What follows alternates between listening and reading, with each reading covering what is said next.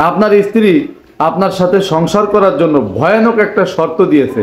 এই শর্ত যদি আপনি মানতে পারেন তাহলে আপনার সাথে সংসার হবে, আর যদি মানতে না পারেন তাহলে কি করে মানাতে হয় সেটা সে ভালো করেই জানে। কি শর্ত দিয়েছে আপনাকে, কি সেই ভয়ানক শর্ত?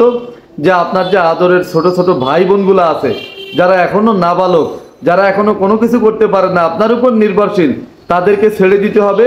তাদের সাথে কোনো রকম সম্পর্ক রাখা যাবে না, তাদের কোনো রকম খোঁজ নেওয়া যাবে না, তাদের কোনো রকম সাহায্য করা যাবে না, খেতে পড়তে দেওয়া যাবে না। আর দ্বিতীয়টা কি?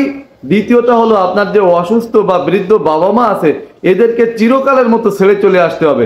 তাদের সাথে কথাও বলা যাবে না, খোঁজ খবরও নেওয়া যাবে না, কোনো রকম সাহায্যও করা যাবে না। এইটা যদি আপনি রাজি হন তাহলে আপনি আপনার স্ত্রীর সাথে সংসার করতে পারবেন। আর যদি না হন তাহলে সে আপনাকে বাধ্য করার জন্য আপনার নামে মিথ্যা যৌতুক মামলা করবে, নারী নির্যাতন মামলা করবে বা করেছে।